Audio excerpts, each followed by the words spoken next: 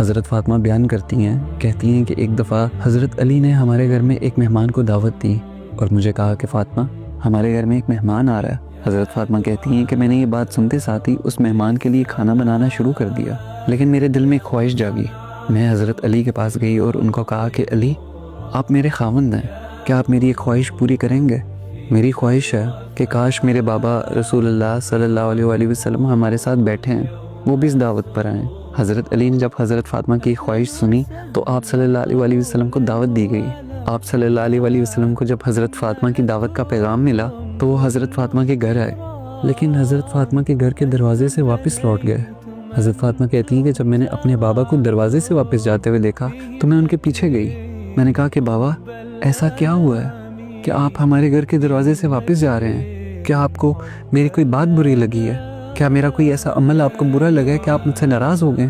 آپ صلی اللہ علیہ وآلہ وسلم نے جب حضرت فاطمہ کی یہ بات سنی تو کہا کہ میری بیٹی فاطمہ، تمہارے گھر میں ایک کپڑا ہے، ایک پردہ ہے جس کے اوپر کوئی شکل بنی ہوئی ہے، تصویر بنی ہوئی ہے۔ میری بیٹی، مجھے یہ زیب نہیں دیتا اور کسی بھی نبی کو زیب نہیں دیتا کہ وہ کسی ایسے گھر میں داخل ہوں جہاں پہ کسی کی کوئی تصویر لگی ہو۔ جب حضرت فاطمہ نے اپنے بابا کی یہ بات سنی تو وہ بھاگی گھر گئیں اور اس پردے کو اتار دیا۔ جب وہ پردہ اتار لیا گیا تو حضرت فاطمہ نے حضرت محمد صلی اللہ علیہ وآلہ وسلم کو دوبارہ دعوت دی، اور پھر آپ صلی اللہ علیہ وآلہ وسلم آئے اور دیکھا تو وہ پردہ اتار لیا تھا۔ آپ صلی اللہ علیہ وآلہ وسلم ایک مسکراہٹ کے ساتھ گھر کے اندر داخل ہوئے اور اس مہمان کے ساتھ، حضرت علی کے ساتھ اور حضرت فاطمہ کے ساتھ بیٹھ کر کھانا کھایا۔